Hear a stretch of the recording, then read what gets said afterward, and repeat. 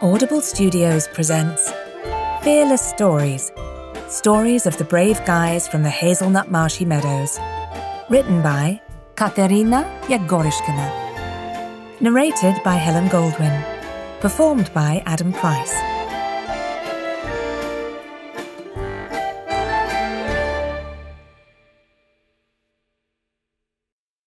Author's note. If you've opened this book, then there are good reasons for this. Perhaps you want to have fun and laugh heartily. Or perhaps you want to be a brave person and learn how to overcome your fears. I will tell you a secret.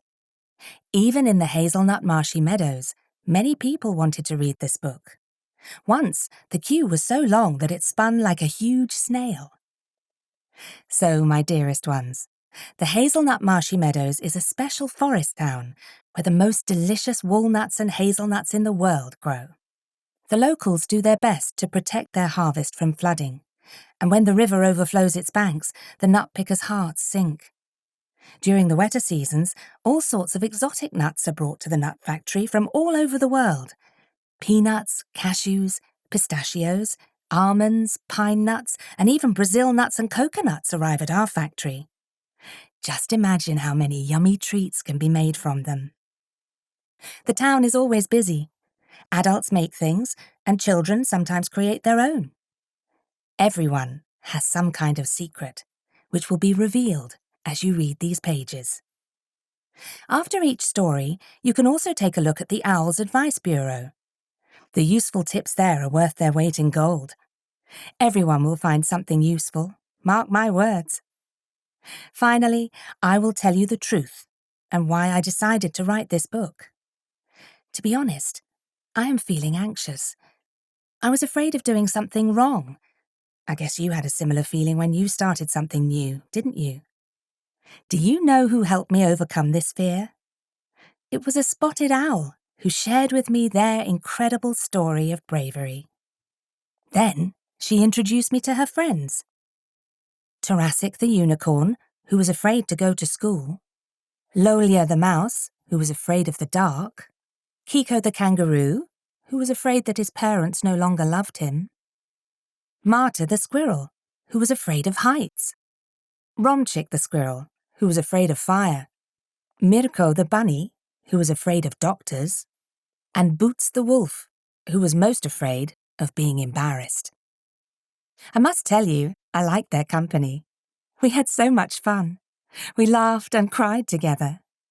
I am looking forward to meeting them again. Perhaps I will, in the pages of my next book. Katerina Gorishkovy. The 1st of September in the life of a unicorn. The transition from the round nursery to the triangular school may seem trivial, but not when you go a year early and have to say goodbye to your friends, and not at all when you are a unicorn who was born into a family of ordinary horses. The mother was a chestnut mare and a nursery teacher. The father, a white, blue-eyed stallion who worked for a travel agency. That was the unicorn's family. One day, they gave birth to a foal, who they named Tarasic, and who, in a few months, turned out to be a unicorn. He was white with brown spots and green eyes. What kind of doctors did parents turn to cure that strange, itchy lump on its forehead? They tried more ointments than not, but still the horn never disappeared. It grew slowly as Tarasic got bigger and bigger. In the end, the parents had to accept it, and doctors acknowledged that this was an unusual case indeed. Dad once found old photos in the attic and came across a photo of his great-grandfather. He was proud, elegantly dressed, and had a prominent horn on his head. However, the photo was so old that it was hard to see if the horn was real or made of foam rubber. Who knows? Maybe it was just a carnival costume, and maybe he played the role of a royal unicorn. Anyway, Tarasic had never thought about that before. There were no problems with the horn when he attended nursery. Except once, while he was taking off his shoes. One of his friends hung his coat on the horn. The unicorn looked up and almost fell in surprise. "Bad joke," said the unicorn's mamma, who happened to be the teacher. "Not funny at all." Since then, no one in the nursery dared to play pranks on him again. School, however, was quite another matter. Instead of a mamma, there was a new teacher, and the children in the class were not at all familiar. Who knew how they would feel about the unicorn? Tarasik was standing in the sunlit schoolyard and chewing something surprisingly delicious, something festive and juicy. "Hey, son, why did you eat the bouquet you brought for your first teacher? You've had your breakfast, haven't you?" Mrs. Mayor said, galloping up to him, out of breath. "I left you for just a minute, and you've made such a mess. Where can I get more of those beautiful daisies?" The unicorn barely recovered from his daydream. "Do teachers eat bouquets?" "If they want to, they do. If they don't want to, they put them in a vase and look at them." "So what do we do now?" Mrs. Mayor grunted and looked for something in her hefty bag. "You have a spare school uniform, spare socks, notebooks, some snacks, soup in a flask, keys to the stable. But there is no spare bouquet, not even a tiny one." "Oh, I'll go to the headmaster's office and find out your teacher's name." Mrs. Mayor was very worried because her son's first day of school was not going according to her plan at all. She only had to hope that her son would get used to it and make new friends quickly. It would also be nice if Dad could get home from work earlier. But would they let him go? It was a high season at Konik-Podolsk Castle, and all the tourists were desperate to ride on a white horse. Sometimes they would ride in twos or threes, and often spent more time taking pictures than riding. Pandas were the weirdest tourists. They always tried to skip the queue while smiling nicely. Daddy Horse had since learned to smile like a panda. Poor Tarasik wasn't having much fun at all. "Shall I just go back to the nursery?" the unicorn thought. "There my friends were fun, and I had all my favourite toys. Although I'm tired of running around in circles and sleeping during the day. I have read all the books there, and my mamma says that I'm very smart and I should be at school." Bang! Something burst loudly. Punch! Tarasik felt pain between his ribs. The little unicorn was startled. He couldn't say a word. "Hey you, horned horse!" Woots the wolf shouted. "Are your eyes in the back of your head or something? You burst my nice ball with your horn." The unicorn's ribs ached, and his head was full of thoughts. What happened? What was that? We can't fight. There was no such thing as fighting in the nursery. Where did this ball come from? I'm so clumsy. The unicorn felt offended and puzzled. In the nursery, no one had ever attacked him, and he had never learned how to fight back. "Well, I'm sorry," Tarasik said reluctantly, huffing as he did so. "Keep your apologies for your mamma. You should be looking where you're going." The little wolf tried to bare his teeth, but it backfired horrendously. Some of his milk teeth had fallen out recently, but no new ones had come through yet. The animals around started giggling. "Ha ha! The tough guy is toothless!" Hedgehog burst out laughing. "Oh, I need a minute, please. I can't. It's too much," he said, rolling on the ground, scaring away the mice and dormice. "Silly cactus," the little wolf said angrily. "Did you know that only ill-mannered animals mock each other?" A squirrel stepped forward. "We're all different. Some of us have a tail, some have horns, and someone has prickly needles on their back. But this is not a reason to mock someone. Come on, make friends. My name's Marta." "I'm Boots," said the wolf. And I'm Tarasic." The animals looked at each other, showed off their rucksacks, and asked each other what they'd like to eat. It's important to know things like that, isn't it? Especially when your friends are so different. "Hey, kids," Mrs. Mayor said, then whinnied before approaching the group. "Your teacher is coming, Mrs. Kangaroo." "A kangaroo?" the animals asked in unison. "Is this the one in the book?" Marta asked. "No, the other one," said the mayor. "It's a tree kangaroo. She lives in a tree." "Oh." The animals tried to imagine a kangaroo jumping on branches, but that didn't seem like a good idea. They didn't think the trees would like being shaken all that much. "Hello," Mrs. Kangaroo said loudly. The children turned their heads. In the middle of the schoolyard was a medium-sized red kangaroo with a long tail and a gentle smile. "I congratulate you, my dear first years," Mrs. Kangaroo said. "I came all the way here from New Guinea on an exchange program. I will teach you to read, write, count, and I will tell you all sorts of interesting stories." "I really believe it," Tarasic said to himself. He liked the new teacher, even though she didn't have any horns. There was something special about her. Oh, the pouch, made from her own fur. "I wonder if there is a flask of soup or some kind of toy in there," thought Tarasic.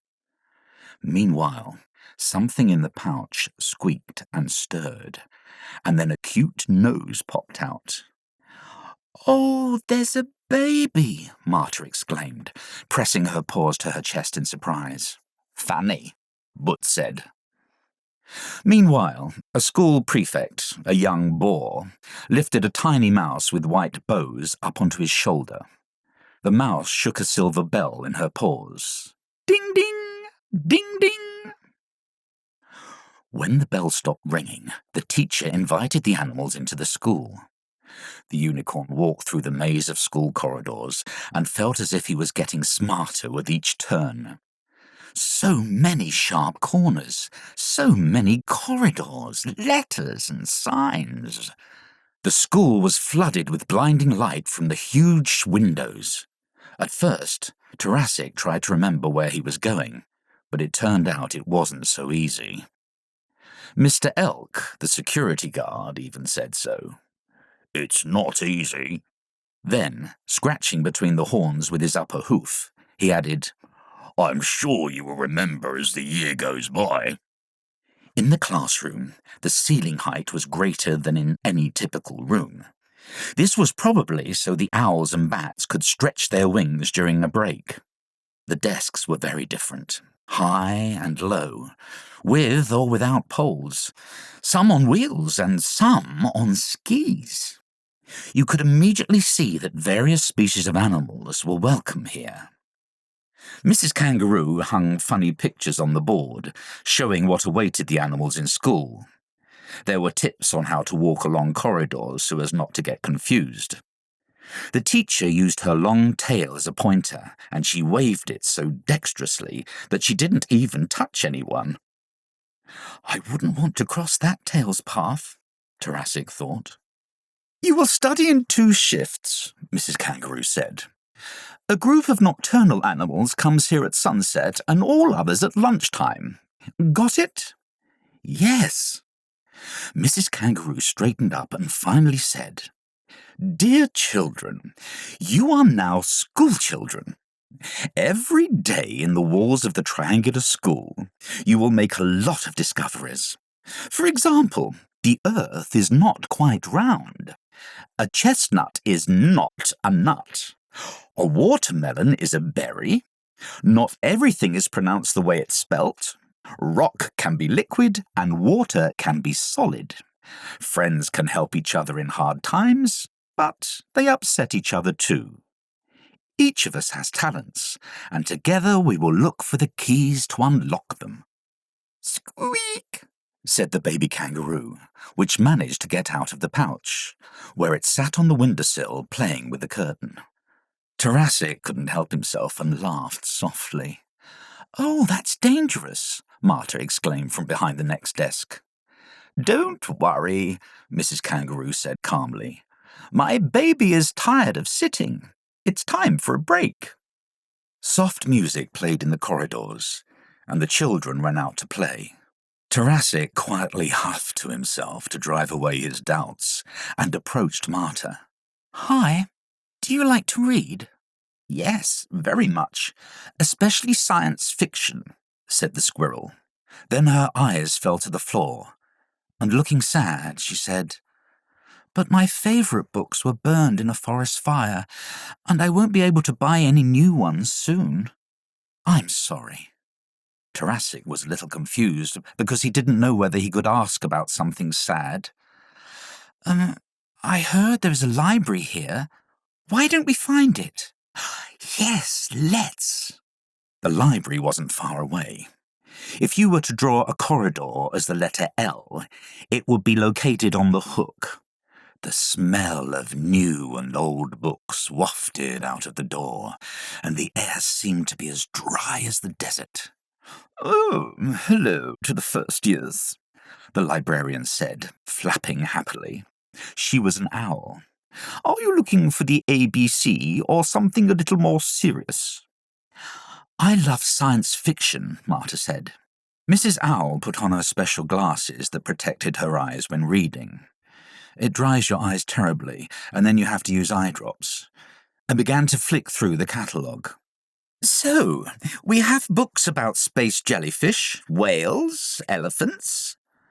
What about flying space unicorns?" "Boy, where did you see flying space unicorns?" "I imagined them, as someone imagined flying whales and jellyfish." "Oh, you are a wise student. Someone imagined them once, and now it's a classic," Mrs. Owl said, adding extra emphasis on the syllables of the last word. "Do you have any science fiction about people?" Marta asked in a quiet voice. "Sure, just a minute." Mrs. Owl took a rough, brightly bound book from the shelf. "Here you are, Lenya Masick on Mars and Other Adventures of the Humanoids." It was written by a whale with a strange name, Sergei Oksenik. There was a portrait of the author on the back of the binding, a smiling, mustachioed whale wearing a straw hat. "I would like to read something about space elephants, please," Tarasic said. The librarian gave the children the books, and they went to class happy. "Do you think there's a school on Mars, too?" Marta whispered to the unicorn. Tarasic shrugged his shoulders. When the first day of school had come to an end, the parents came to take the kids home, and they shared their first impressions. Surprisingly, Daddy Horse managed to pick up his son. "How are you, son?" he asked, hugging Tarasic. "Sorry I'm late." "It's okay," said the unicorn, and after a moment's thought added, "Will you teach me how to fight back?" "Sure I will. Has someone hurt you?" "Oh, no. It was a misunderstanding. I missed my nursery, and I didn't notice that I was eating a bouquet of daisies, and then I pierced the little wolf's bull with my horn. He punched me in the rib, but his teeth haven't grown yet, and everybody laughed at him. Then I made friends with a squirrel called Marta and borrowed a book about space elephants." The unicorn leaned against Daddy Horse's warm side and huffed softly. It was an exciting day. The Owl's Advice Bureau. Welcome to the Owl's Advice Bureau, my dear friend. If you are familiar with the feeling of fear and sometimes find it difficult to cope with, here are some tips and healing recipes. For kids, do you think Tarasic was anxious when he first came to school? I bet he was. He even ate a bouquet that he had brought for Mrs. Kangaroo. When we are very anxious, we become inattentive and sometimes do silly things. We can accidentally break a cup, burst someone's ball, or step on someone's paw. This makes us even more anxious. This feeling can last for a long time. So what should we do? Imagine that you are not the only one who is fighting with fear. When you join a new group in the nursery, school, or at a sports club, think that other children may feel uneasy among strangers as well. Try to find someone with a friendly look about them and make friends. Even if you fail the first time, you should not be upset. The main thing is to show your self-love, and you will definitely find a friend. For grown-ups, the fear of a new team is common, not just among children. To reduce anxiety, you should try the following. Grown-ups should calm down first. After all, emotions are easily transmitted. If mama or dad is nervous, they make their child nervous. Talk to your child in advance about changes that are waiting for them, focusing on new opportunities such as making friends, learning something interesting, developing their skills, and discovering their talents. Help them to familiarize themselves with a new environment and explain the daily routines and rules of conduct. Share your own stories of when you overcame your fears, made new friends, and how you defended yourself from bullies. Do not intimidate the child with words like, "Here at school you will be taught a lesson and disciplined." Show understanding and willingness to listen to the child. Take their problems close to your heart because empathy is like a magic pill. It can reduce or even help them overcome their fear and strengthen your bond.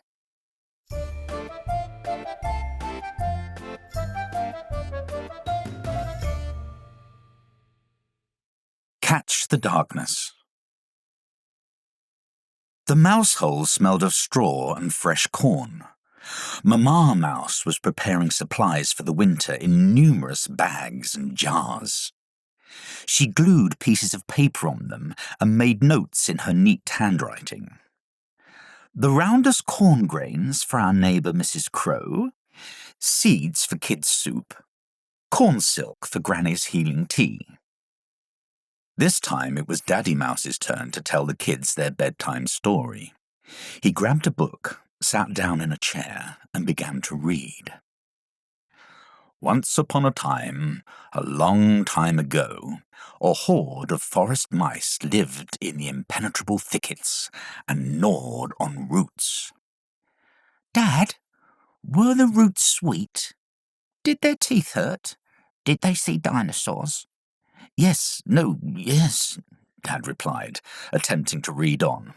He had 5 kids, and it wasn't easy entertaining them all. Dad, did our ancestors sleep during the day, then play, study, and work at night? Loilia the mouse asked. They did, my dear. All mice have been doing this for a long time. I wanted it to be the other way around. Then it wouldn't be scary at all. Loilia pulled the blanket over her head. Dad, read on, please, Vasya asked. Okay, I will, but please be quiet. Not a single squeak.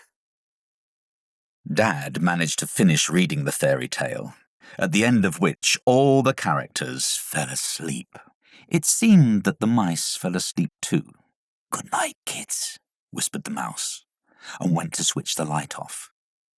Please don't, Loilia said, sticking her nose out from under the blanket. Don't turn it off. I'm scared. Are you afraid of the dark? Dad asked, sitting down next to his daughter. I am. Try closing your eyes for a moment. Is it dark? It is. Very. Is it scary? No. You see, your eyes just want to rest. Even the light wants to rest, and so does the room, and so do all your toys and the tree over our burrow. Darkness is rest. Even shadows in the dark dissolve and have rest. So there's nothing to be afraid of. What if I'm still afraid? Loilia asked. Daddy Mouse gave her a hug. The main thing is that you are not afraid to share your fears. This is already half of the battle.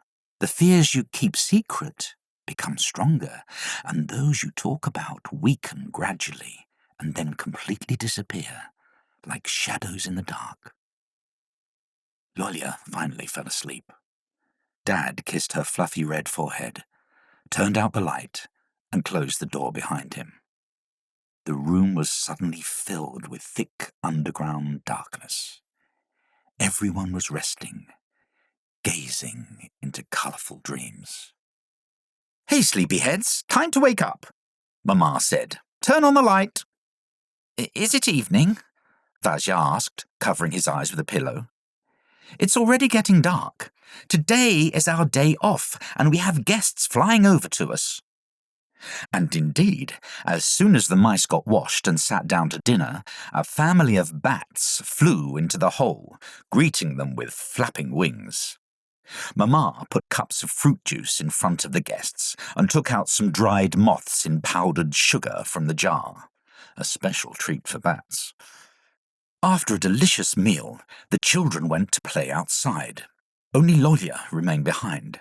She wanted to stay with her mama in a well-lit kitchen. At least there were no monsters or forest cats here, unlike those lurking in the dark bushes. "Hey, Lolya," Vasya called from the door. "Come with us. The bats have come up with some new game."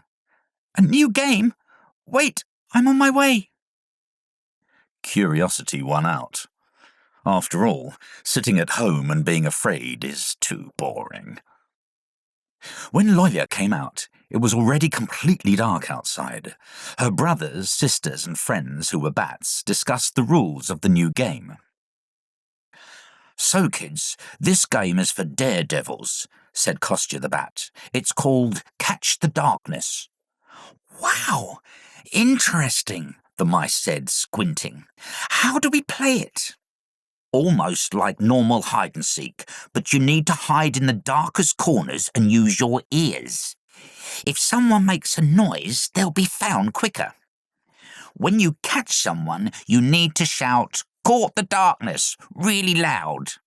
"Then you will be the first to seek and we will hide," said Lolya. "All right," Kostya agreed, turning his face to the tree.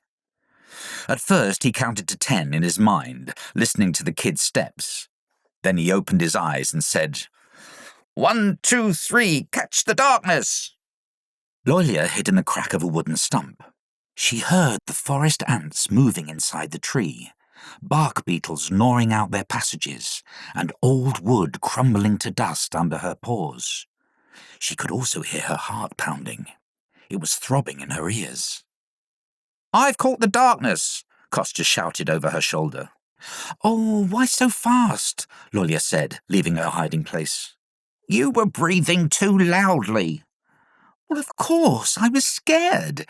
I was sitting in such darkness that I couldn't even see my own tail." "Ha ha, she couldn't see her tail. If you can't see something with your eyes, you can see it with your ears, or with your mouth, like us bats, making a sound that not everyone will hear. The ultrasound. And you mice can see even with your fur." "You're so smart. Go seek everyone using your fur," Lolya said sadly. "Don't be offended." The bat stroked the girl with his wing reassuringly. Lolya smiled, her ears pricked up. "I've caught the darkness!" exclaimed the mouse, wading through the brambles. "Who's sitting there?" the bat asked in a whisper, flapping his wings and landing beside Lolya. "That was Vasya. I heard him picking his nose." "Oh, so sophisticated," Kostya said. "Ha ha, give me a bit more time and I'll learn to see with my fur." The children played Catch the Darkness for a long time, until their mama called them for dinner. There was porridge in the bowls and forest herb tea in the cups. The bats ate quickly and hovered near the ceiling, waiting for their friends. "Shall we fly to an amusement park?" asked Daddy Bat. "Hooray!" The mice cheered up and quickly finished their dinner. They sat down on the bats' backs and flew away to meet new adventures. When the bright lights of the park emerged in the distance, Lolya exclaimed, "I have an idea! I want to ride the big wheel! I want to fly on a wonderful rocket!" Vasya squeaked. "Look, there are slides that take your breath away, and a big cheese maze, and a trampoline, and nut carousels." "I want lemonade and apple crisps," said Mamma Mouse. When the children and adults were so full that they could barely move their paws and wings, it was time to return home. "What a night!" Lolia whispered enthusiastically, holding on tight to the back of Kostya. "So many lights down there." "Yes, the night is a fabulous time. We were very lucky to see the wonders of the night." "Really lucky," Lolia agreed. When the mice returned to their cosy burrow, it was morning. Thrushes were singing, and flies woke up and buzzed about. The mice enjoyed their breakfast, washed up, and crawled into bed. Lolia went to the lamp and turned it off. "Good morning, darkness." The Owl's Advice Bureau. For kids. Anyone and everyone can be afraid of the dark, whether that's the little mouse Lolia, a tall horse, or even a bear. When you go into a dark room or fly into a hollow tree, you can't see what you're used to during the day. Then all sorts of monsters can appear in your imagination. There is one secret. If you make up all these monsters by yourself, then you have the power to conjure friends too. Moreover, you can have fun together. Isn't it a funny thought to imagine a ghost wearing a sheet with a unicorn print? And what if the monster was drawing flowers in a notebook to give as a present to his mama? As you see, it's not difficult at all. I'm sure that if you turn on the lights, they'll vanish and you'll miss them. Before you switch the light on, you can play Catch the Darkness. Be sure to invite your friends to the game. Let me remind you of the rules. One person closes his or her eyes and counts to 10, and all the others hide. Hiding means sitting in the darkest corners quietly, like a mouse. The one who is going to seek says, 1, 2, 3, catch the darkness. For grown-ups. The fear of the dark is instinctive.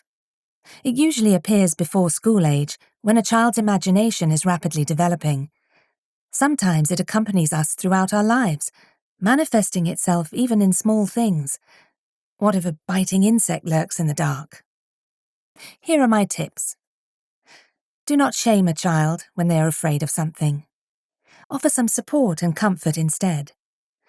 Remember what you were once afraid of and how you overcame that fear. Make sure that the fear does not turn into panic. Follow the step-by-step rules.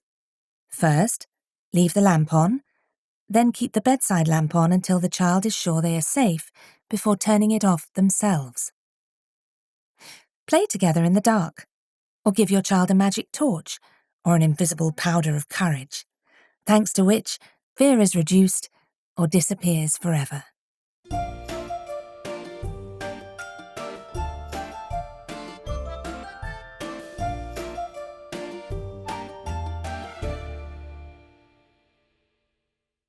Recipe for the best mistake. A little owl named Spotty woke up at sunset. Her wake-up alarm could be heard all over the hollow. It was stretching its shiny sides and metallic legs and was filled with excitement. But the little owl did not share in this delight at all. She didn't want to go to school in the evening. "Which bow shall I wear? Golden or dark blue?" The owl was standing in front of the mirror. "My mama loves everything golden, and my dad's favourite colour is blue. I wonder what my new teacher's favourite colour is." "Hurry up, darling, before we're late again. You're having a rehearsal today," said Mama, who had just returned from work. Eventually, Spotty the owl hung a blue bow on one of her ear's feathers and a golden one on the other ear. She had a delicious dinner, took her school rucksack, and flew out of the hollow tree with her mama. The night was warm and gentle. One part of the sky was still peach-coloured, and the other part was the colour of plum. "Almost like my bows," the owl thought. From above, she saw the animals returning from their day shift. She could hear laughter and chewing as the children finished the sandwiches they had forgotten to eat during school time. Spotty the owl was used to hearing a lot of things. After all, she came from a special owl family. Everyone in the family had incredibly fine hearing, extraordinary wisdom, and the deepest knowledge. Her mamma was a librarian. She remembered the sound of every student's steps, knew every single word through every maze, and remembered the dates of birth of almost all writers. When in a sticky situation, she would turn to an encyclopedia, a large and thick book that had answers to almost all questions. If she couldn't find anything there, she would just sit and drink her tea. She kept saying that the answers were sometimes hidden at the bottom of the cup. The little owl's father was an architect. He designed bridges between hollows, breathtaking slides, and stables for horses. His pride was the projects of designing the famous triangular school and the round nursery. In short, he was good at inventing, drawing, and calculating. His name was on the Outstanding Inventors Recognition Board. The little owl's granny was known throughout the forest town for her wisdom. She could give you good advice for all occasions. She used to give advice to her family members only, but one day there was so much wisdom that it could no longer be remembered by one family. So she got an official job as an advisor, working from evening to morning. Animals from everywhere come running, flying, and crawling for advice.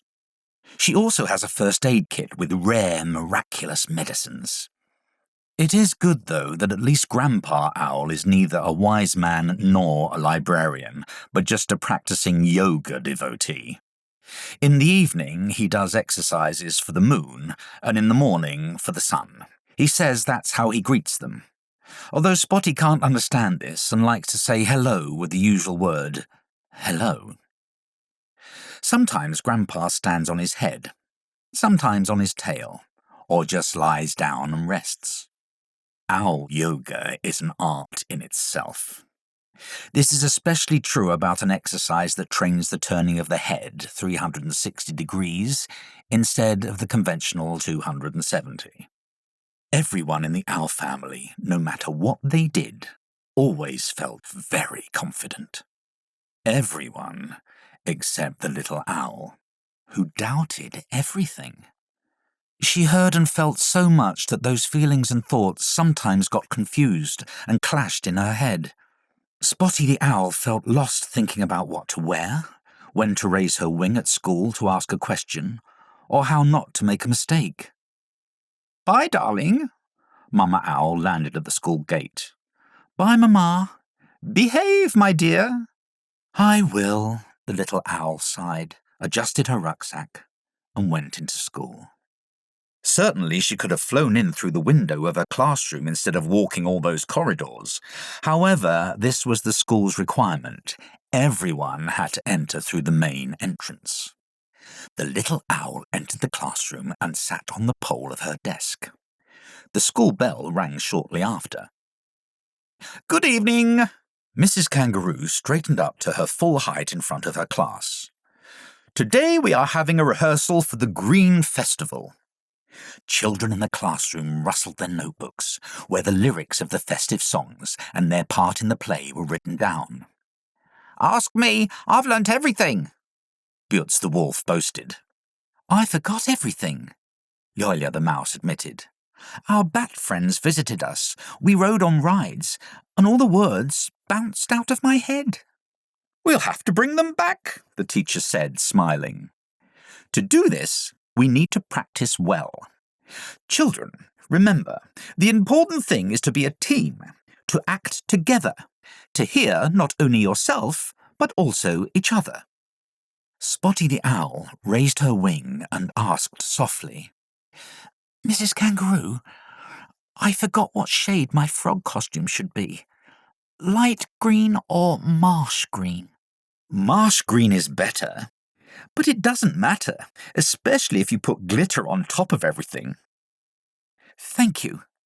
Mrs. Kangaroo adjusted her silk handkerchief and asked the kids to line up at the blackboard. When they were standing in 2 rows, the teacher said, "Let us start with the frog song." "Ha ha, that's the easiest thing ever," Butz said. I wouldn't say that, thought Spotty. You can never be sure where and how best to croak. On you go. We are toads, we are croaks, we are fun and bouncy guys. If you've turned green, then quickly join our ranks. You're a frog, I'm a frog, together we're a frog family. Croak, croak, croak, croak, croak, croak, croak, croak. Then swamp music began to play, like a squelch under paws in thick mud. It was followed by a simple chorus, croak, croak. Then Spotty forgot how many of those croaks should be there. She tried again, followed her classmates, and even bent her fingers, but she was so anxious that she could only hear tingling in her head. Ping, ping. Croak! The little owl suddenly sang. Oh, how strong that croak was, and how inappropriate. Spotty was so afraid of undercroaking that she accidentally overcroaked. Yes, she was wrong. In fact, no one really noticed this because the music was going on. Fear makes mountains out of molehills. For a moment, it seemed to the owl that her croak sounded in complete silence in the middle of the stage, and hundreds of eyes were looking at her. There were the eyes of her wise relatives among them. The little owl panicked and turned into a tiny spot. Then she forgot the second verse. Oh, game over! Tears rolled down her cheeks from her round eyes. After the rehearsal, the students went to the dining room for their late lunch. The little owl shuffled in behind. It was dark in the corridors, and the stars were shining outside the windows. The little owl wearily sat down on a high chair and slurped her broth. The wolf had already finished his bread roll. He also had a good ear, too. Hey, Spotty, I heard you croak like a real frog. It was cool, Butz said. Oh, I messed it up, the little owl sighed. But not all of it, just one croak. Never mind. Do you really think it's not that bad? I really do, the little wolf said. Besides, you have a nice voice. Hey, let's go play football, the wolf's friend shouted. Bye, Spotty. Bye, said the little owl, and thought, I won't make the performance anyway. The teacher said that we need to be one team, all as one, and I can't make a mistake and let everybody down. The little owl was joined by the cook, Mrs. Squirrel, who recently moved to the hazelnut marshy meadows, but was surprisingly attentive to the smallest changes in the children's mood. Why are you so upset, love?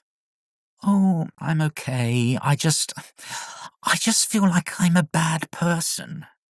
Tears rolled back from the little owl's eyes again. Sobbing, she shared everything with Mrs. Squirrel. Living life is not like crossing a meadow, my dear. If I were always afraid of cooking tasteless fish soup, I wouldn't cook any at all. Then the school children would be hungry.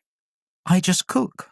One day I cook fish soup with pasta, on the next day with mushrooms, on the third day with green peas. So what should I do? The little owl asked. How not to make mistakes? It's a good horse that never stumbles, said Mrs. Squirrel. There's nothing wrong with making mistakes. The main thing is to have the courage to correct them and improve. That's my recipe, love. Spotty finished the fruit juice, thanked Mrs. Squirrel, and flew out of the dining room window with a smile. Breaking some rules can give you the confidence that spurs you on to a great performance.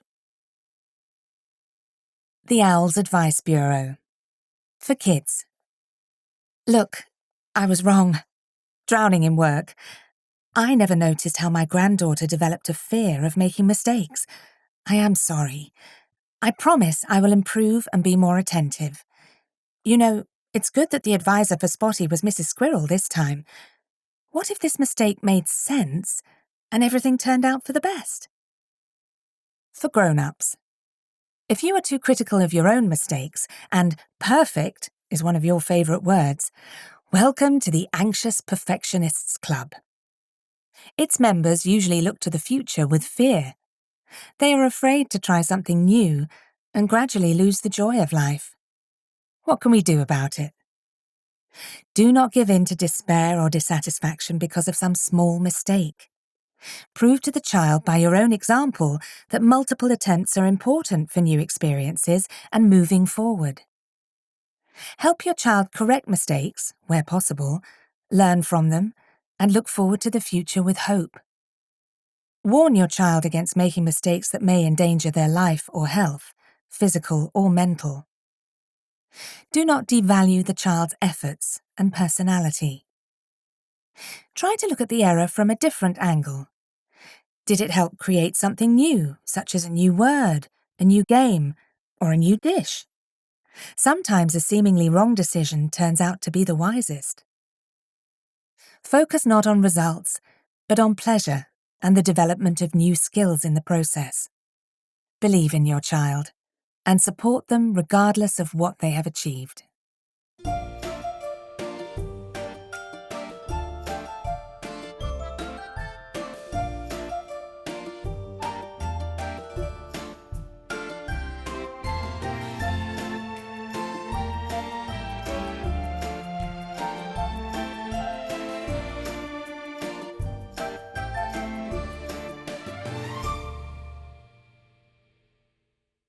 When there is a place for everyone under the palm tree. The nursery is the noisiest area in the hazelnut marshy meadows. If you're quiet and calm, go there, and you'll hear the voices of squirrels, owls, horses, mice, bunnies, and other kids of our forest town. That noise comes from all the windows, doors, and cracks, and it can't be helped. Babies run, jump, fly, crawl, laugh, cry, and simply howl, sometimes for no reason. That's why the architect, Mr. Owl, built the round nursery. It's much more convenient to romp around when there are no sharp corners, isn't it? The teacher offers the children physical activity breaks. They run for 10 laps and then fall on the carpet onto bright pillows shaped like exotic animals, such as elephants, tigers, lions, giraffes, and kangaroos. And there they rest. Some sit down at tables and draw quietly. But today, Kiko the kangaroo doesn't want to run, jump, or draw. He doesn't even want to play with his friends. He was bored and wandered back and forth all over the place. Wait, though. Who chewed the fern in the pot again? The teacher asked sternly. Silence. Kiko took a step forward. I think it was me. If you're hungry, let's go to the kitchen, said Mrs. Mayor in a friendlier tone. The kid followed his teacher to the kitchen, but he had no appetite and simply picked at potatoes with little interest. Kiko, are you sad? The teacher asked.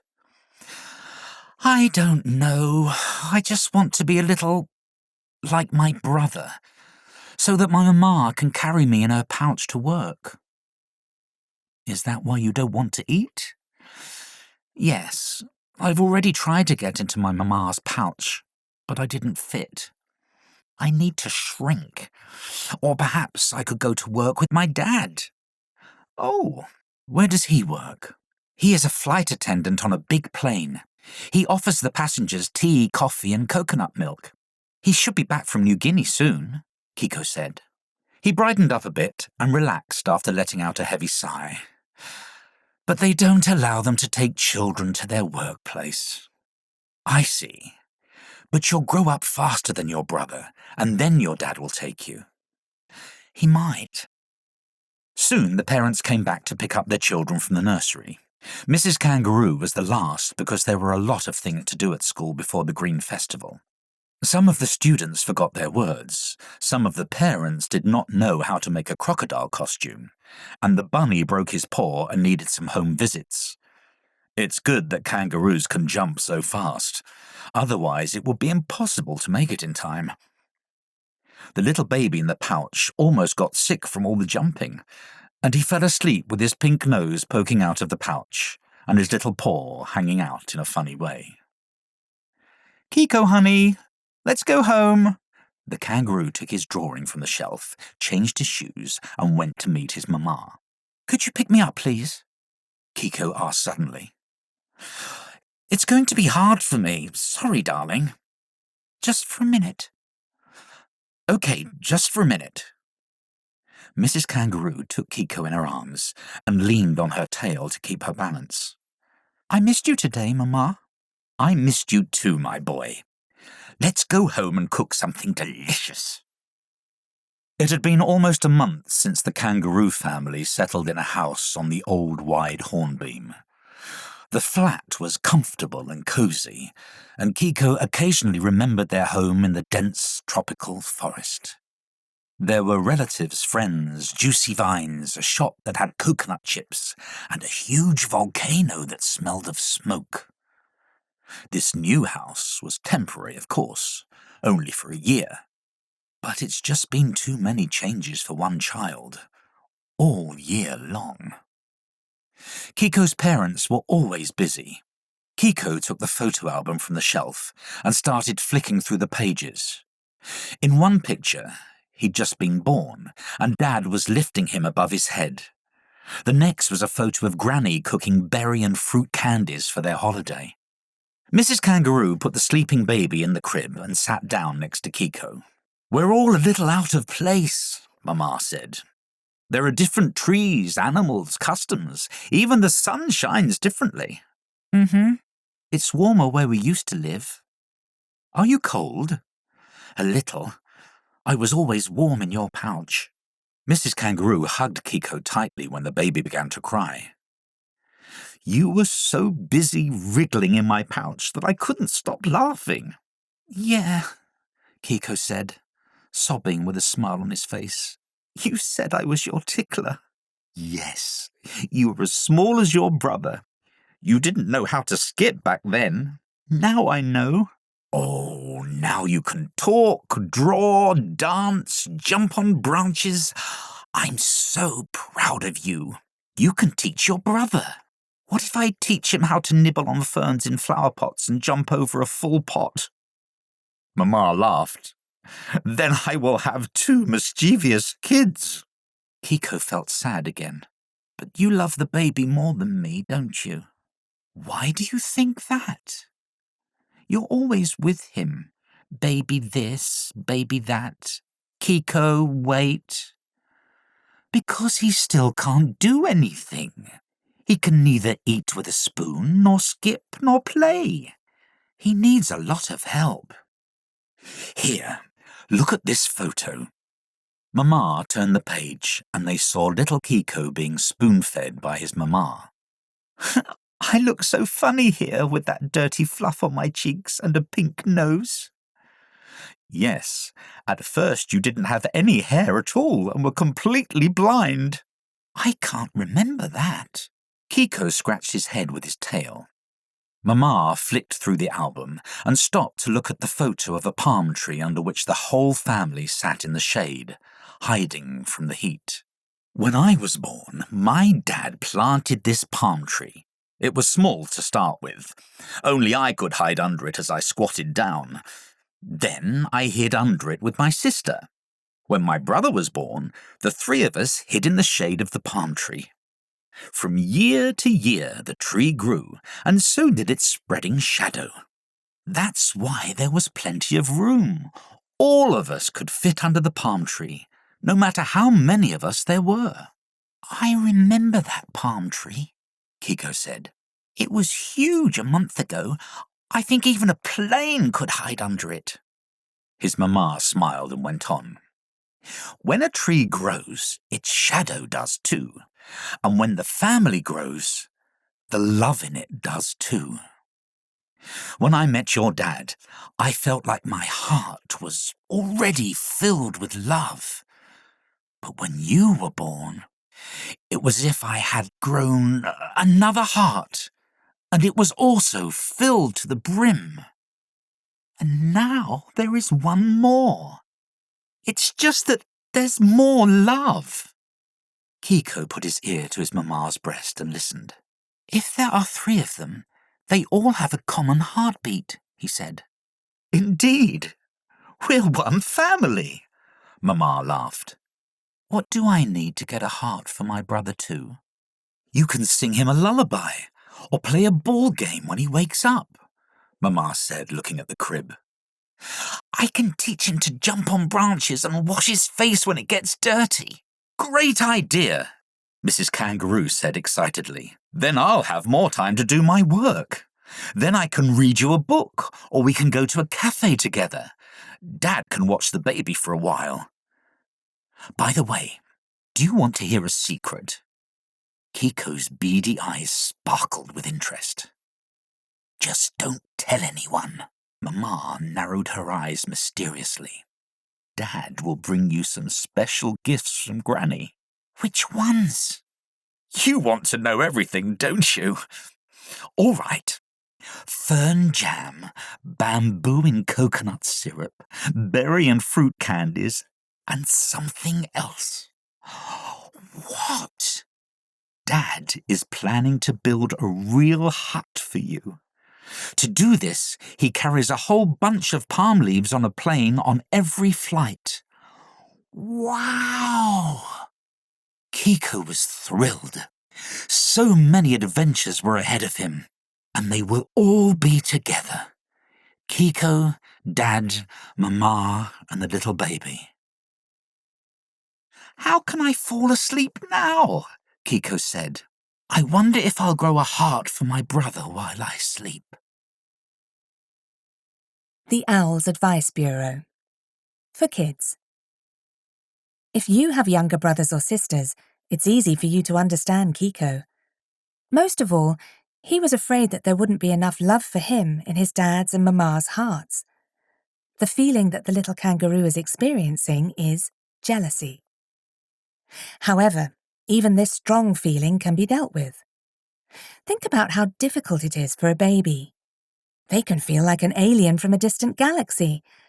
After all, everyone can talk, walk, dress, and do other things, but the baby can't do anything. Even when they learn to talk, any older siblings will likely be reading interesting books and riding their bicycles. Parents need time to teach babies everything they need to know. If you offered your help to your parents, I think they would be very grateful to you. And actually, it can be great fun for the whole family. For grown-ups. If you have a new baby in your family, you may feel happy and inspired, but you can also feel completely drained and exhausted. Look for opportunities to relax and focus more on the joys and opportunities of a new situation. And of course, remember that it's not only you who needs to adapt to the new situation, but your older children too.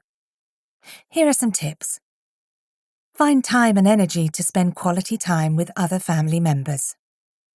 Do not separate older children from younger ones.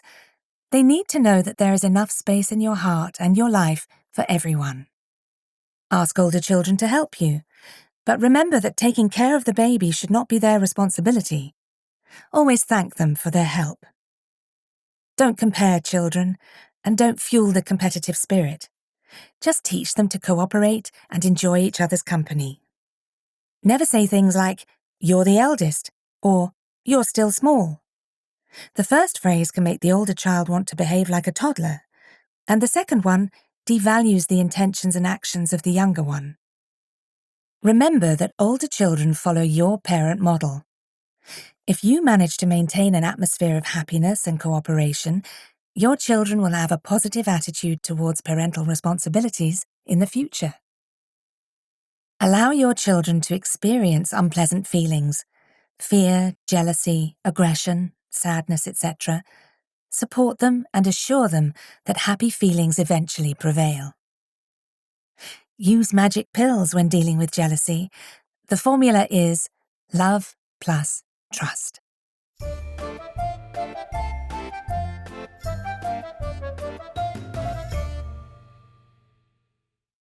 The most important gifts. There was a commotion in the hollow of a tall, wide beech tree. Heavy branches trembled, and the trunk almost burst with laughter. The family of squirrels was tickling it from the inside. "Have you cleaned your claws? We're going to visit our grandparents, and you can't come with such dirty claws," Mrs. Squirrel said, giving her orders as she packed her bags. "Wait, Mamma," Marta said while thinking to herself that she needed to take a comb with her. Older squirrels love order in everything. "Romchik, where's your toothbrush?" "I think I left it at the nursery," said the kid. "Oh, it looks like Dad is back from work." The door of the hollow opened, and a large bag rolled in together with Dad. "Honey, I bought some nut gifts for your parents." "That's so nice of you." Mrs. Squirrel was happy. "Today at the nut factory, we just made fresh hazel goznaki." Marta licked her lips. "Did you buy some nut butter too?" "Of course! I got one with candied orange." "Granny and Grandpa will be delighted," Marta said, brushing the claw on her little finger. "Hurry up! There's a train coming soon," Mama reminded everyone. When the suitcases were packed, there was only one small thing left to carry to the train. Dad took all the heaviest bags, and Mama carried all the most valuable things, such as tickets, sandwiches, and little Romchik in her teeth. "It's a pity that no one will carry me like this anymore," Marta sighed. "Try climbing yourself, sweetie," Dad said. "It's not that high up here." "Our previous hollow wasn't too high," snapped the squirrel. Marta sat on the threshold of the hollow tree and felt her head spin, and her heart thumped all the way around her body and to the tip of her tail. Since they moved there, she had never jumped out of the hollow tree by herself. At first, her Mama and Dad carried her in their teeth, or held her by the paw. But now their teeth and paws were occupied. "You have a parachute tail, my dear," Dad said. "We are squirrels. We are never afraid of falling. We're not horses." "I'm scared," Marta said, wrapping her fluffy tail around herself like a scarf. The warmth made her feel better and less shivery. Her heart was back in its place, where it belonged. "Okay," Dad said. "I'm going to put the suitcases down on the ground, and then I'll come back for you. Jumping with your dad is almost not scary. You can spread your parachute tail and close your eyes for a moment." "It's great that my family is there for me," Marta thought. "It's scary to imagine what would have happened if we hadn't run away from that terrible fire." Thoughts bounded around the little squirrel's head. She had mixed feelings in her heart. She was glad that she would soon see her native town, Gorishkovy. At the same time, she was sad because their hollow tree had burned to ashes with all the things she used to love. She used to have a fragrant cushion made of hops, her soft teddy called Kapchik, her favourite books about people and other fantastic creatures. But it had since all turned to ash. It was no fun returning to the town which used to be full of greenery, laughter, friends, and fun adventures. All that was in the past now, and a distant memory. Only a few trees that grew near the river had survived. They must have soaked in water for too long, and the fire was unable to scorch them. Actually, Marta's grandparents lived in one of those surviving trees. Mrs. Squirrel wanted to take them to the hazelnut marshy meadows, but the grandparents didn't want to leave. They said, "The walls at home are your friends, your comfort, and your helping hands." Later, they arrived at the train station with their belongings and boarded the train. "Watch out, the door is closing," said the railway guard, Mr. Badger. The train slowly departed. Marta and Romchik sat at the window. They were waiting for the trees to sprint past the windows. However, the trees didn't run, but crawled like snails, just like the train itself. Although their tickets were fast, the train was obviously going at a walking pace and clearly not running. It was a pedestrian train that walked on the rails for its own pleasure. It's good that we have books and sandwiches. They will help us to pass the time, even on this super slow train. The wheels rattled steadily. The birds on the upper shelves were already asleep, and the little squirrels were yawning more and more often. "Let's go to sleep," Dad said, giving the kids their pillows. "Good night." The trains used to stop for a long time at Gorishkovy, so that crowds of passengers could disembark. Now it only stopped for 3 minutes, so there wasn't much time to jump out. "Hurry up!" Mr. Badger exclaimed. "The train will be leaving soon." "Be careful not to damage that bag," Mrs. Squirrel said. "It contains the most important gifts." The sun came out of the edge of the sky and shone on the tops of the hills and trees. Some of them were black and burned, and some were green. There was an alder tree which for many years had been tickled by Granny and Grandpa as they jumped from branch to branch and swept away cobwebs with their tails. "We'll be there soon," said Mrs. Squirrel. The wide urban paths of Gorishkovy had become narrow and overgrown with grass. In some areas, dry branches lay in the middle of the road. The children yawned, trying to look carefully at their feet and not stumble. "Here we are," Dad said, dropping his luggage at the alder tree root with relief. The children suddenly forgot about sleep and climbed the tree happily. The door creaked with that all-too-familiar sound. The grandparents came out and greeted them on the porch branch. Tears were in their eyes as they hugged their family. "We missed you so much. How you've grown up. Come on in. Welcome to our humble abode." The squirrels jumped and hugged so much that in the end everyone fell into a pile and rolled to the middle of the living room. The hollow tree smelled of dampness, mushrooms and walnuts. Mrs. Squirrel took out bags of goodies, and Grandpa went to make tea. "We have brought you the most delicious treats from our factory," Dad said. "And some nut butter," Romchik added. "And something special," Mrs. Squirrel said, and reached into the second bag. "Oh, come on," Granny said excitedly. "The main thing is that you have arrived. We are happy that everyone is alive and well." Mrs. Squirrel unwrapped a wet cloth, and everyone saw what was inside. Sprouted acorns and tiny pine seedlings that looked like fluffy blades of grass. "These are the children of our old oak tree," Mrs. Squirrel said. "I managed to save them. The pines are from the hazelnut marshy meadows." Tears welled up in Granny's eyes. Marta and Romchik fell silent, as if a treasure trove had been opened in front of them. "What a surprise, my dear! You know how to surprise us!" Dad exclaimed. Grandpa came into the living room with a pot of fragrant tea. "Oh, these gifts should be planted as soon as possible," he said in a formal voice. "Let's have breakfast and get down to business." "Hooray! We will plant the forest!" Marta exclaimed happily. "I have a needle shovel. I'll dig," Romchik said. "I'm going to pick acorns," Marta said. "Then we'll water it together," Granny added with a smile. After breakfast, the squirrels took some tools and a bag of young trees and went out to the hollow tree. "Let me show you something." Grandpa winked conspiratorially and turned left at the entrance. "Oh, it's a slide!" Romchik exclaimed happily. This was the only word he pronounced almost correctly. "Hey," Grandpa said, smiling. "I didn't waste my time either." The slide was made from the trunk of a fallen tree.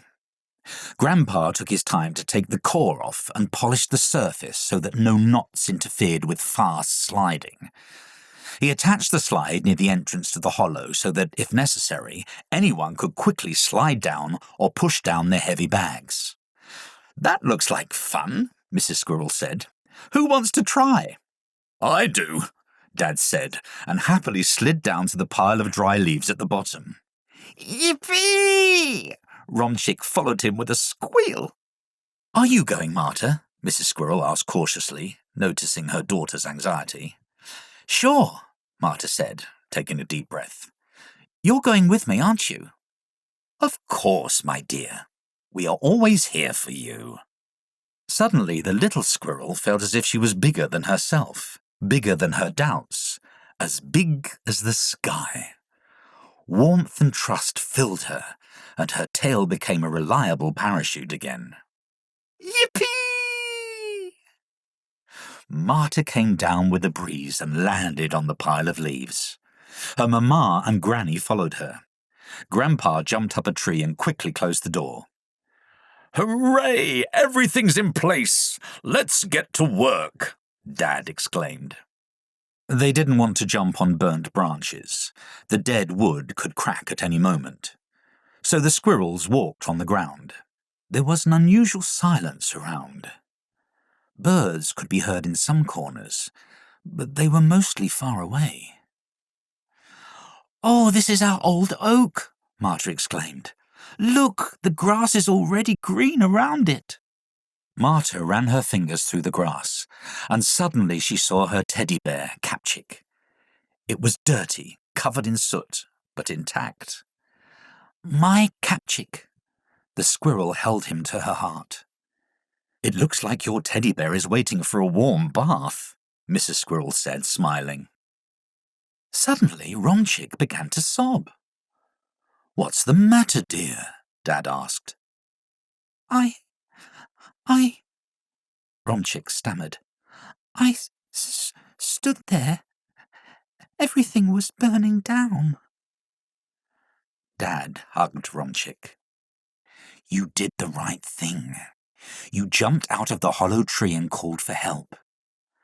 Dangerous things happen, so it's important to know what to do. We're so proud of you, son." I was afraid that the fire would take you away from me," said Romchick, sobbing. "We all have self-preservation instincts," Dad said. "When we see fire, we run away from it. We also save others who might be caught in danger. We were all saved by our instincts. The main thing is that our small fears do not develop into big ones. Oh, and by the way, our fears can help. For example, we are sometimes afraid of fire and water. It is our fear that prevents us from acting recklessly." "I might have a middle-sized fear," said Romchick, wiping his tears. "You have every right to feel it," Dad said, patting his son on the back. "Time will pass, and your fear will become a small helper of your useful instincts again." "Self-preservation instinct," Romchick said slowly, syllable by syllable. Suddenly they heard Grandpa's voice. He was clearing the ground to make way for the young trees. "Hey guys, where are your shovels?" "Let's go," Dad exclaimed. "Come on, son." Granny, Grandpa, Mrs. Squirrel and Marta had already planned the growth of a small grove. "Pines grow faster than oaks," Mrs. Squirrel explained. "So when we return to Goretsk, we will first settle on a pine tree. We will eat delicious cones," Marta said, delighted. "When the oaks grow up," Granny said, "you can build yourself a real oak hollow." "Hooray!"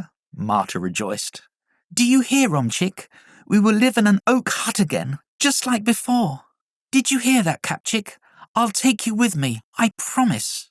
"Oh, and we will tickle the oak tree as we are the most cheerful family," Dad said, laughing. When the holes were ready, Marta carefully planted the acorns with their sprouts up, and Romchick and his grandmother watered the soil. "The pine trees flattened a bit while we carried them," said Mrs. Squirrel, covering the roots with some loose earth. "But when they see our Goretsk sun, they will certainly stretch out." "This will be the best forest in the whole world," Dad announced happily. "Yes," said Mrs. Squirrel, "our dearest home." The Owl's Advice Bureau. For kids. Have you ever been afraid of heights? How about fires? If you have, don't worry too much. It's natural. These fears are useful because they are there to help us stay alive and safe. When we see that the candle is too hot and the flame is about to spread to the book next to it, the only thing to do is to act immediately to stop the fire. Ask your grown-ups to help you, or stop the fire yourself by pouring water over it.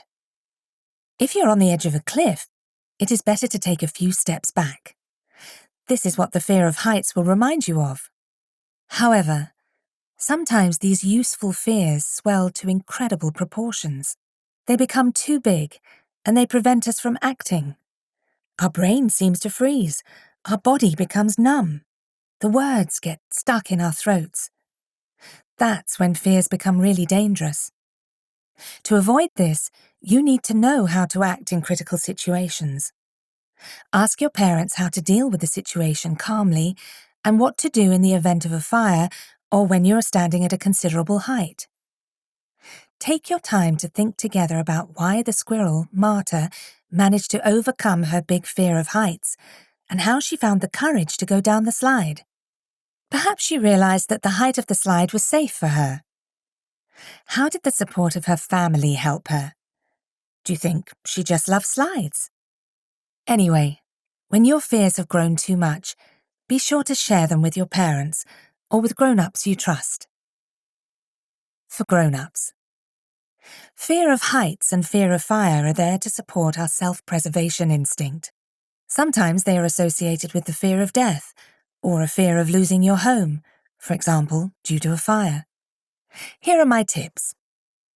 If someone in your family has suffered from a fire or fallen from a height, you should contact a specialist. Otherwise, a small fear can develop into panic attacks, disrupt sleep, and so on. Talk to your children about fire safety rules. Make sure you have a poster at home with a fire emergency evacuation plan. Never leave your children alone with a source of heat, such as a fire or candle. Make sure your house is safe. Follow the safety rules. If you use electrical appliances, explain to your children not to turn them on when you are not there. Warn your children not to play on the windowsills and not to try to open the window themselves. Take safety measures to prevent your child from falling out of windows. Don't allow children to climb tall trees. If you're not a family of owls, of course.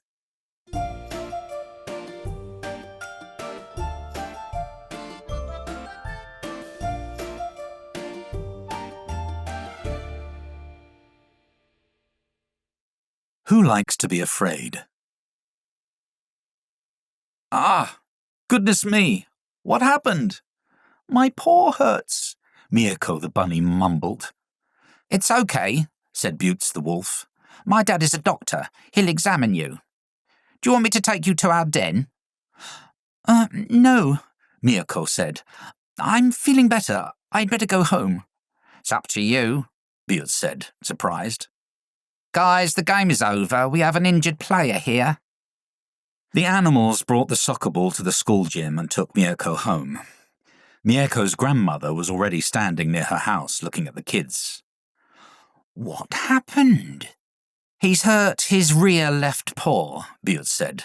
I knew it. It couldn't have been all right for a whole week. It was too suspicious. Granny Bunny took the injured Miyako inside, put him on a pile of hay, and started searching for medicines. That's not the right one, and this is not the right one. She was sorting through the boxes in the huge medicine cabinet. Why did it happen to us? Granny Bunny grunted and cried and jumped and fussed with her frightened eyes bulging. Raising a grandson is not a joke, but a round-the-clock job. My grandmother used to say, every day brings some kind of challenge. One day they hurt their ear or tail, then they step on a thorn or get covered in mud. She wouldn't have worried so much if Miyako's dad and mother were around, But they'd left, or rather flew to work on a summer expedition to the South Pole. Oh, how far away they are, and how much trouble can happen to that daredevil kid. The bunny was lying in the hay and moaning softly. I had just made friends with the guys and they invited me to play in their game. I hope I recover as soon as possible. But on the other hand, if I lie down and rest, Granny Bunny will fuss over me. She will give me all sorts of goodies and my friends will come to visit me. Everyone will feel sorry for me. That doesn't sound too bad either.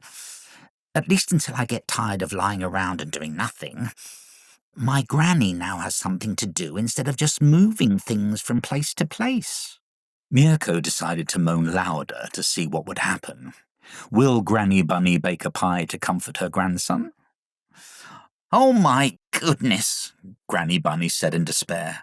I can't find that medicine. I'll run to my neighbour, the owl. Hold the thermometer tight. Please check your temperature. I'll be back soon. Yeah, I will, Mirko said, sighing. Granny Bunny often ran to Granny Owl. Firstly, it was close, which was easy on her old paws. Secondly, the owl was very wise, and she knew the answers to all questions and had a calming effect on Granny Bunny. Thirdly, she had a huge first aid kit full of wonderful medicines brought from distant countries. The most popular of them were medicines for alleviating a sore back, pills for the common cold, drops for an aching heart, and lollipops for an unwillingness to go to school. These lollipops should be sucked after breakfast and at every school break. To ensure the best results, it was recommended to take them while at school. Granny Owl also has super-secret medications that can only be prescribed to those who believe in them. She usually asks the patient, "Do you believe in it?" And if they say, "I do," she opens an old bag and takes out the medicine. For example, recently, a squirrel mother came running to her, asking for medicines for her children, who had a fear of fire and heights. Granny Owl had already taken out the bottles and begun to dilute drops of fear into the spring water. After all, she believes that like cures like. Then suddenly Mrs. Squirrel asked, "Are you sure it will help?" But the owl did not like doubts, so she did not give her medicine. She said that the squirrel should strengthen her faith. Who knows how this faith is measured? In grams, drops, or miles? "Please come and see my Mirko," Granny Bunny said, inviting the owl over to her home. "Come and look at what's happened. Poor Mirko is down with a paw injury, and also a fever, it seems." "Don't worry, I'll check him now," Granny Owl said. "My husband started doing yoga exercises, so he has learned a great deal about anatomy."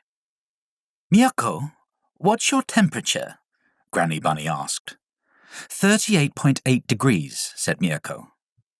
"It should be closer to 38.5 degrees. Granny Bunny was worried. "Yes, this is a normal temperature for a first-year bunny, if they don't run or jump," the owl said. "Such a temperature knocks me for 6, Granny Bunny said. "Well, you can't really compare yourself to the kids, my dear." "Oh," Granny Bunny sighed. Granny Owl examined the bunny's paw, which had already swelled up. I think you should see a doctor." "The wolf?" Granny Bunny's eyes widened in fright. "Well, I will tell you earnestly, self-treatment can be harmful. Professional help is needed here." "Is this something serious?" Granny Bunny wrung her paws. "Looks like it's broken." Granny Bunny took a deep breath, preparing for weeks of struggle. "Come on, try to relax," the owl reassured her, dripping valerian drops into a glass of water. "You will frighten the child. If a grown-up is afraid, the child becomes even more afraid." "How can I relax?" said Granny Bunny. "My grandson comes home with something like this every day." "That's it then," said the owl. I'm going to see the wolf. Could you please prepare the patient, Granny Bunny? Valerian drops had a somewhat strange effect on the grandmother. Instead of calming her down and calming Mirko, she decided now was the best time to bake a pie. The kitchen was covered in a dusting of flour, and she shredded cabbage at light speed. Well, almost at light speed. Meanwhile, Mirko suddenly changed his mind about being ill. Home remedies and sweet pills from Granny Owl, fragrant pies and funny friends are one thing, but treatment from a doctor is quite another thing. Even though Mirko and Butz were friends, to be treated by a predator was too much for his liking. The bunny tried to dig deep into a pile of hay, so that he wouldn't be noticed. He was digging an escape tunnel with his front paws. However, things like that should be thought of in advance. No one can make a secret exit in the heat of the moment. The walls of the hut were hard after so little rain lately. Oh. Mirko curled himself up into a ball. Shouldn't I tell them I've recovered? But they won't believe it. It's not good to lie. What will the wolf do to me? He might say it's incurable and just bite my paw off. How then will I ever become a football player? The bunny started sobbing out loud. I am so unlucky. I want to see Mama. Then his grandmother came running in from the kitchen. Don't cry, my dear Mirko. This is a modern doctor, not a primitive one. He might have some painkillers for you. You mean pills? Mirko asked hopefully. Who knows, pills or injections. Ouch! The bunny screamed. I don't like injections. Wolves have long worked as clinicians in the forests. Some studied and became nurses. Butz's dad finished a course and became a doctor. Still, not all animals believed that it was safe to turn to the wolf. Some were still afraid of him, but when you need help, you need it. After all, in the hazelnut marshy meadows, all the medical staff were wolves, so there was no choice other than to lick your own wounds or turn to Granny Owl. Uh-oh. Mirko heard a wolf's car arriving. The siren sounded really loud, and so the wolf had come in a hurry. If he had been with his medical team, as the wolf pack was now called, then the siren would have been a chorus of howls. For wolves, professional howling is an important part of their job. If a wolf completely loses their voice, then they are forced to retire. Unless he hires a mockingbird as an assistant and teaches her how to howl beautifully, but that would be a very rare occurrence indeed. Good evening, everyone, the wolf said. Where's the sick bunny? Here on the hay, said Granny Bunny. I can't see anybody, although I can smell the injured bunny very well. Mirko buried himself in a haystack, with only his ears sticking out and shaking like the fronds of carrot in a windy field. Oh, there you are. Good evening, Uncle Wolf. Mirko tried to greet the wolf. How are you? The doctor asked. My paw hurts. All right. Mirko told the wolf how he fell on a football field and tripped over a goat. Let me see. The bunny got out of his den and showed his swollen paw. This is broken indeed. We will need to set it right and put a cast on it. Will it hurt? Mirko trembled. A little bit. Aren't you a brave guy? Well, if you want, I can use some anesthetic. Mirko was about to burst into tears. Listen, boy, do you want to play football? I do. If we don't put a cast on, the bone will not heal properly, and then you will limp for the rest of your life. Oh! Granny Bunny flung up her paws. "What am I going to tell your parents, Mirko? They left the healthy bunny in my care, and then a disaster like this happens." Suddenly, Mirko felt his grandmother's fear. It was so big that it occupied almost her entire heart. Laughter and love had been squeezed into a tiny corner. Fear gripped the little bunny's heart. His grandmother was fussing, not knowing what to do.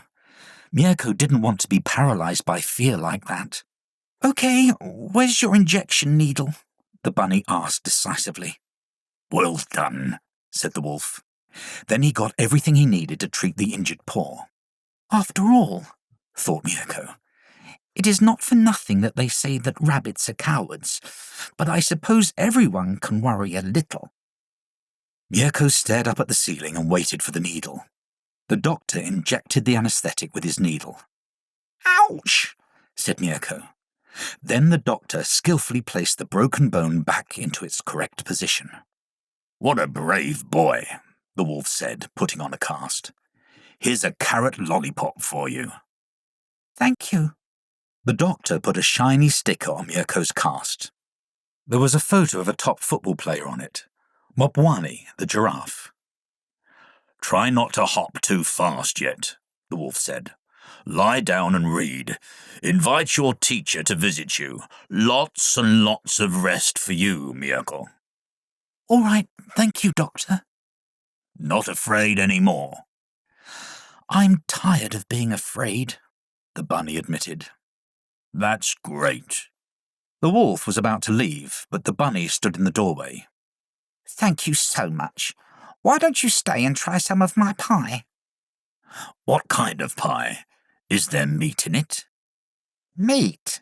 Granny Bunny looked at the wolf frightfully. "Ha ha ha!" The wolf laughed like a movie villain. Then he added in his normal voice, "Soy meat." "Oh, don't scare me like that." "Don't worry, Granny Bunny," Mirko smiled. "This is wolf humour. My friend Butz jokes like that too. Drinking tea and eating pies with a respected doctor is much better than running away from them. After all, the world is changing for the better one day at a time. Just like each and every one of us." The Owl's Advice Bureau. For kids. Do you think your torn shoe is afraid of the shoemaker who can fix it? Not at all. That's not because the shoe is wise. It just doesn't feel pain and lacks imagination. Living creatures are very sensitive, though. A bunny can break a paw, a kangaroo can scratch itself on a branch, and a small mouse can get poisoned with something awful. And all of them need to be taken care of. Who is capable of this? A doctor, of course. Imagine a job where you save lives, and yet they yell at you all the time. That would be unpleasant, wouldn't it? So let's try to remember that doctors, paramedics, and nurses are there to help you get better. Medication is rarely delicious, and injections can be painful, but the most important thing is your health. In addition, you can become a really brave guy, like Mirko. To be less afraid, try to think about something pleasant, or imagine you're a doctor and treat your toys. Be sure to ask your family to support you. For grown-ups. When a child is ill, it's not only sad, scary, and exhausting, but also a very demanding time for parents. You need to contact a specialist or a doctor for diagnosis and treatment, which may take some time. Try to be strong and patient to support your child. After all, panic and fuss can be harmful and frighten the child even more. Here are my tips. Show respect and trust in the doctor, and then the child will feel safer. Under no circumstances should you intimidate your child with doctors or injections. Explain the importance of a medical procedure and the benefits for their health. Distract the child and talk to them calmly and confidently. Promise them something nice after the procedure. Do not compare your child with other children, because the perception of pain and reactions to it vary by individual. If the procedure is painful, do not deceive your child and tell them it's not. Explain that the pain will be bearable and will soon pass. Believe that the child will cope. After the procedure, be sure to praise your child for their bravery and fulfill your promise, treating them with something pleasant, sweets, or a sticker with a smiley face.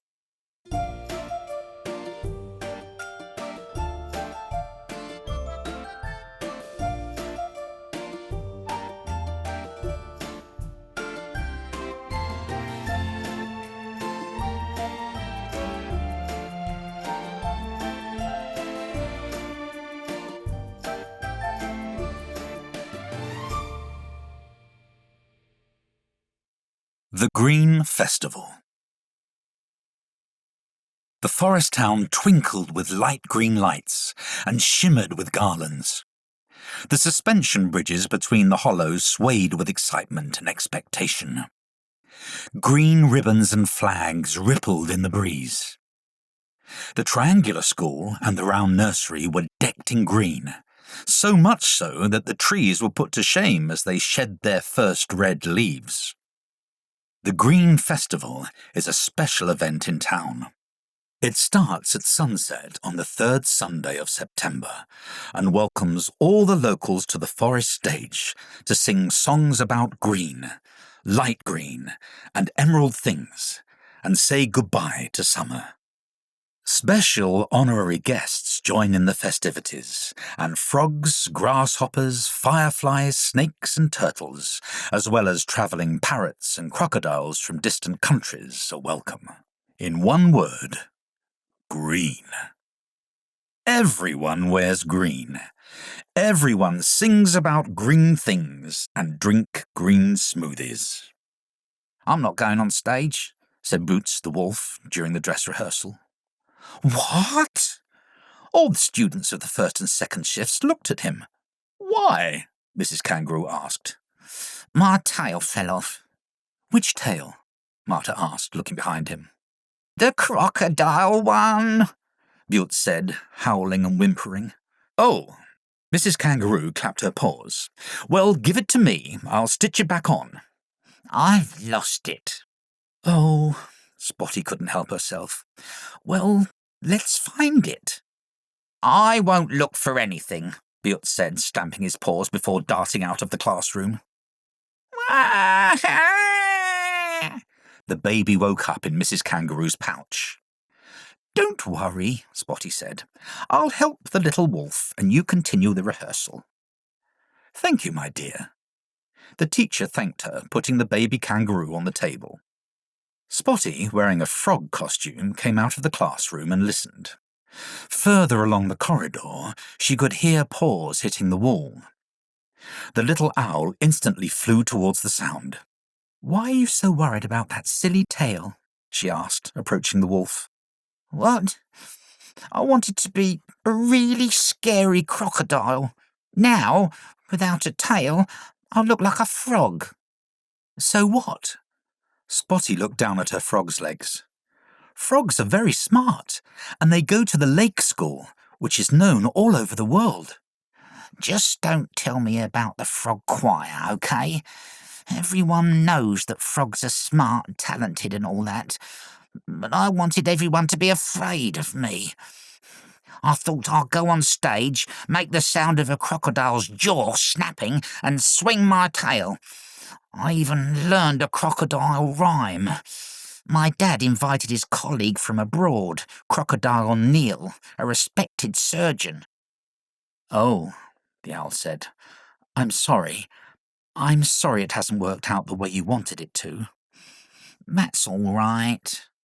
The wolf slid down the wall and sat down on the floor. "I told my dad to sew the tail tightly. He's a doctor, so he knows how to do it." You know, the little owl said, everyone has trouble like this. Problems, I mean. "Everyone but me," Butz shouted irritably. "Real wolves deal with their troubles before they even appear." So you're fighting your troubles, said the owl, and her round eyes grew wider as she spoke. "I fight everyone who becomes trouble for me." Is that why you hit Tarasic when he burst your ball? "Well, I won't cry. Although I really like that ball. It was the biggest and most beautiful one I ever had." "Why can't you cry?" the owl asked. "Because guys don't cry, especially if they are wolves." "Does your dad ever cry?" "He says he doesn't, although my aunt remembered that he cried when his mama died. I was little, though. I can't remember." Silence fell. Butz no longer shuffled against the wall, but sat quietly staring at the floor. It was as if some words were stuck in his throat. Or were they tears? The owl spoke again. "When I'm having a hard time, but I'm not able to cry, I use my medicine." "Which one?" Butz asked reluctantly. "Tear-inducing drops from my granny's first aid kit." "Do you drop them in your eyes?" "No, I drink them. My granny says tears usually get stuck in your throat, and you need something to help you cry them out." "Nonsense," Butz said. "It's not nonsense." The owl felt offended. "It always helps me." "Aha!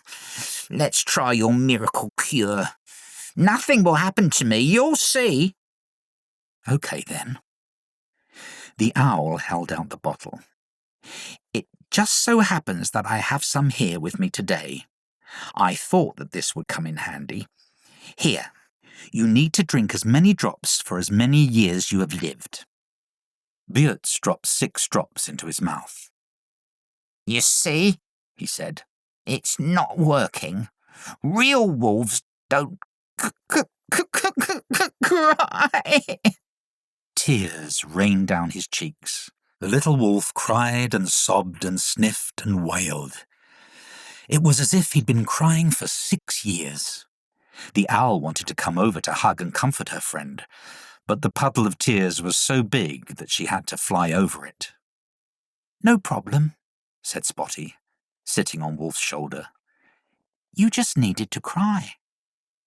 When the flow of tears stopped, Butz's tea-coloured eyes became lemon-coloured, and his heart was as light as a feather. He doesn't need to attack anyone anymore to feel confident. No need to prove himself or be afraid of embarrassment. Everything is as it is. Sad things happen. Everyone has the right to cry, be they wolves, owls, squirrels, or even crocodiles.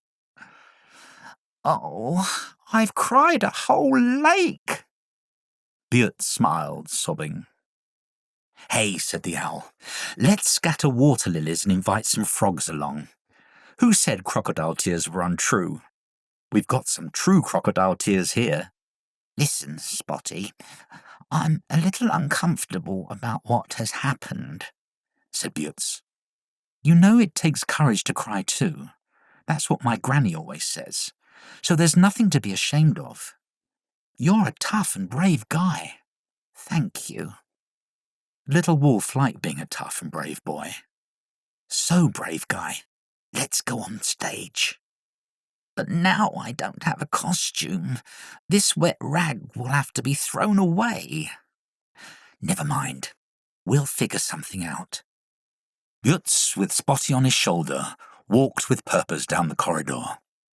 Meanwhile, the animals in fancy costumes left the classroom, followed by Mrs. Kangaroo in an emerald hat with some peacock feathers.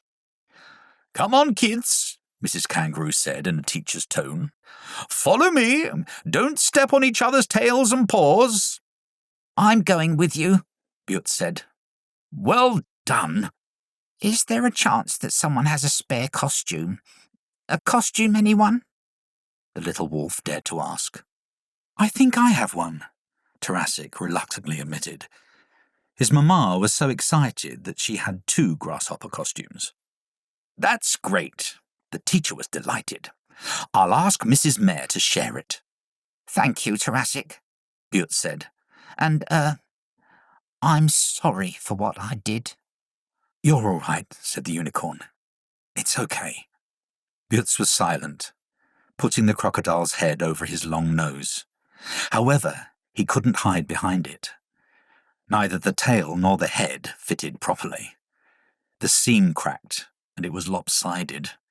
The costume was hopelessly ruined. The stage flashed with light green lights and flags. Children and grown-ups put on their green costumes and prepared for the big event. The frogs from the lake school decorated themselves with some weeds and covered their tummies with sequins. In the end, there was nothing else which could be added to enhance such beauty as that which was on display.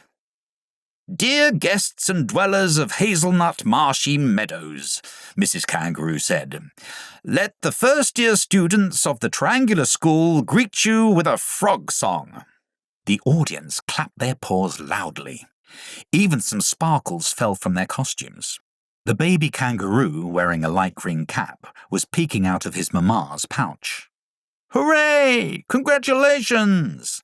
was heard from everywhere. The first animal on stage was Lyolia, the mouse, wearing a turtle costume. Marta, the squirrel, was a chameleon. Then Mirko, the bunny, jumped out in a green parrot costume. There were huge grasshoppers, that is, Butz the wolf, and Tarasik the unicorn behind him. Then an owl in a frog costume flew out. Actually, she should have jumped, but she got so excited that she flew out, which happened to be even more interesting. The hedgehog was dressed as a snake, although to tell the truth, he looked more like a large thistle. The other animals were dressed as canaries and lizards. Wonderful swamp music began to play, performed by the world-famous Crocostra, named after Todushka Zelenuka. The animals took a deep breath and started.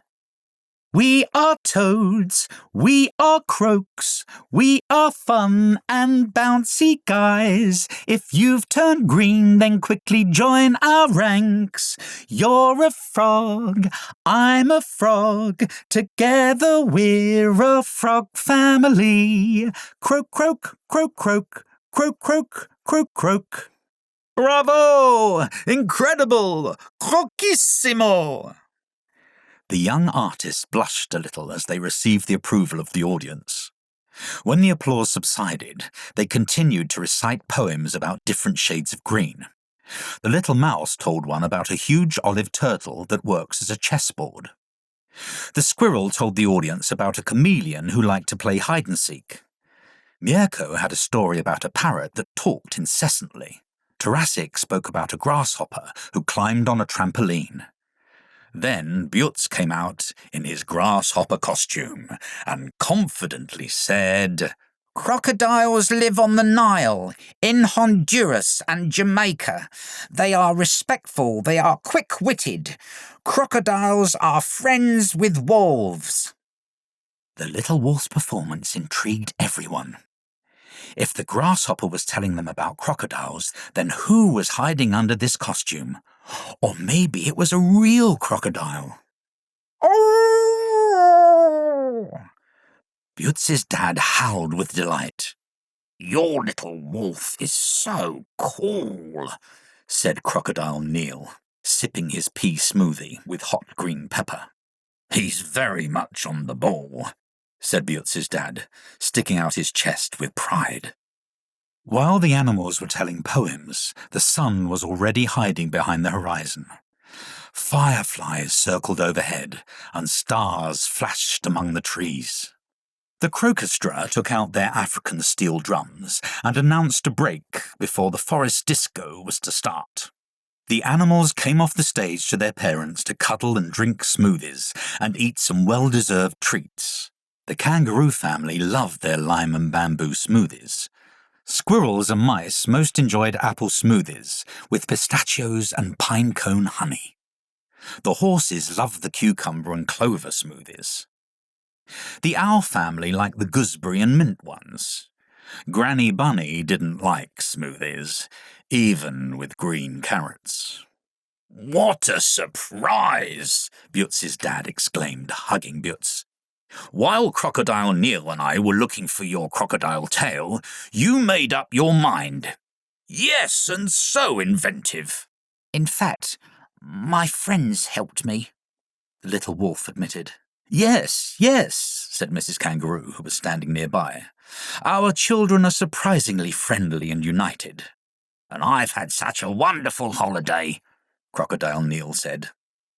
Surprisingly, the night after the Green Festival was always darker and cooler.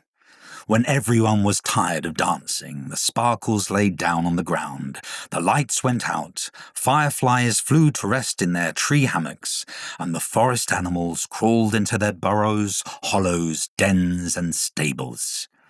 It was time for bedtime stories. The true stories about brave guys and their friends. The Owl's Advice Bureau. For kids. Imagine that you go on stage and suddenly notice that your costume is bursting at the seams.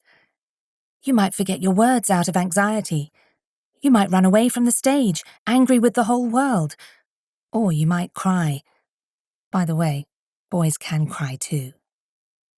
Now imagine that such a situation happened to your friend.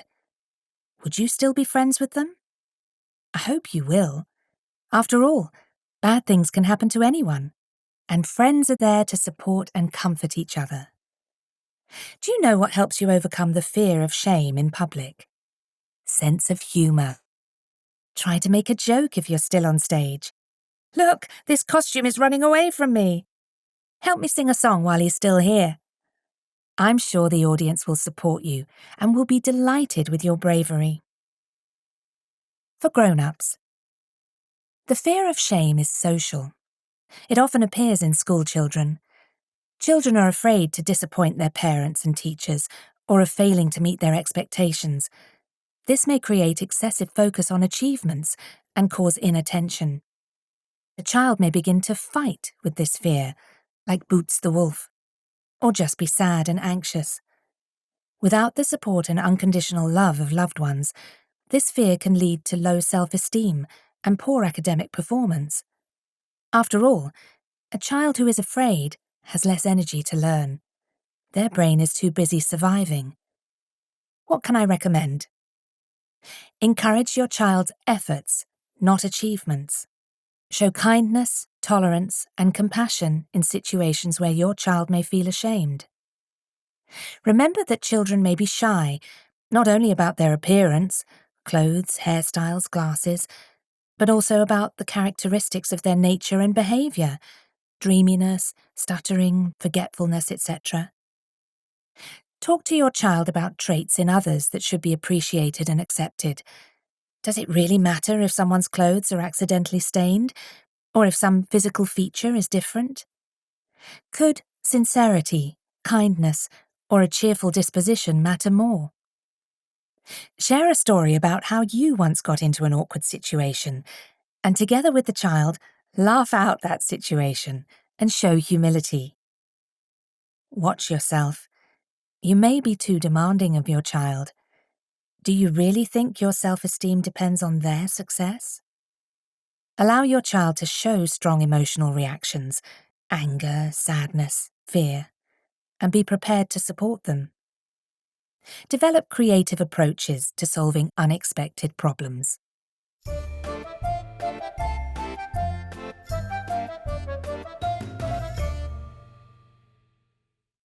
Afterword. It's nice to know that now we are in the same community. We are now together with the brave guys from the Hazelnut Marshy Meadows. I hope you learned something useful about yourself, and I hope it's helped you to become brave. Just imagine what would have happened to the characters in this book if they hadn't overcome their fears. Boots and Spotty would not have gone on stage. Mirko would not have become a football player. Lolia would be trembling in her house. Kiko would be angry with his brother. Tarasik would still be bored in the round nursery. Marta and Romchik would be afraid to poke their noses out of the hollow tree. It is great that family and friends help the children. I will tell you the truth. From time to time in your life, there will be some new fears. For example, when you first go to school, you may fear that you won't have a best friend. Or maybe when you find them, they may suddenly move to another city, so you may be afraid of losing your friendship. When you plunge into seawater for the first time, you may be afraid of the water at first, then of jellyfish, then of crabs. You might not want to swim far away. In the end, your love of the sea weakens these fears, and you start diving and enjoying the warm waves, with caution, of course. When we go forward and test our strength in something new, sometimes we feel fear. But there is one important secret. Fear is conquered in small steps. Day by day, do some exercise and take action, and your courage muscles will become much stronger. Will you dare to make all your dreams come true one day? Discover the unknown planets, or write a book? Start a family or build a house? Plant 1,000,000 trees, or open your own nut factory? Who knows how many interesting things are waiting for us ahead? Katerina Gorishkovy. You have been listening to an Audible Studios production of Fearless Stories, stories of the brave guys from the hazelnut marshy meadows. Written by Katerina Gorishkovy. Narrated by Helen Goldwyn. Performed by Adam Price. English translation by Kings of Translation. Directed by Alison Holder. Casting by Anna Zidzik for PRL Studios. The production was recorded at Audible Studios. For Audible, the executive producer was Alice Hewer, and the commissioning editor was Harry Scoble.